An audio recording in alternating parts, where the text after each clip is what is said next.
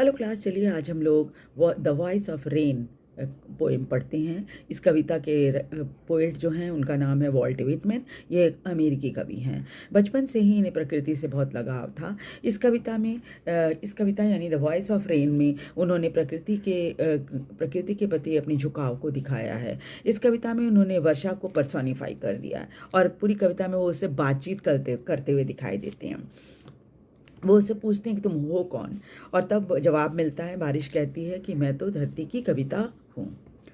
मैं तो भूमि से ऊपर उठती हूँ, यानी पानी धरती से भाप बनकर ऊपर उठता है और फिर स्वर्ग यानी आसमान में चला जाता है और फिर वो बारिश की बूंदों में तब्दील होकर धरती पर वापस गिर जाता है, जिसको आप साइंस की भाषा में वाटर साइकिल कहते हैं। ये वाटर साइकिल की तरह ही है। धरती पर गिरकर ये पूरी सूखी धरती में एक नया जान डाल देती है। छिपे बीज अंकुरित हो जाते हैं और इस तरह धरती में एक नए जीवन का जन्म हो जाता है। बारिश की तुलना एक गीत से की गई है, यानी कविता और प्रकृति एक नए जीवन को दर्शाते हैं।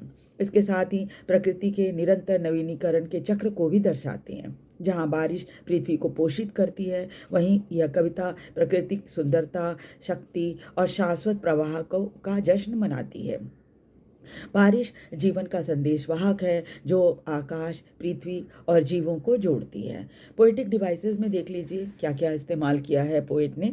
उसमें पर्सोनिफिकेशन, हमने शुरू में ही बात कर ली थी कि जो वर्षा है उसको पर्सोनिफाई कर दिया गया और पोएट उससे कविता में बातचीत करता हुआ दिखता है। इसके अलावा क्या है, मेटाफर में आप जानते ही हैं कि कंपैरिजन होता है और इसमें पोएम ऑफ अर्थ इसको कंपेयर किया गया है गीत से।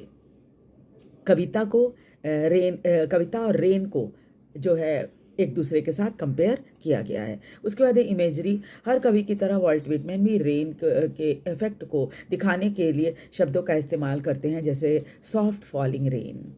उसके अलावा repetition, I am bar bar repeat हुआ है। ये इसमें कविता में रेन जो है वो अपने आप को बार बार आई एम बोलती है, जो कि उसके आइडेंटिटी को असर्ट करता है।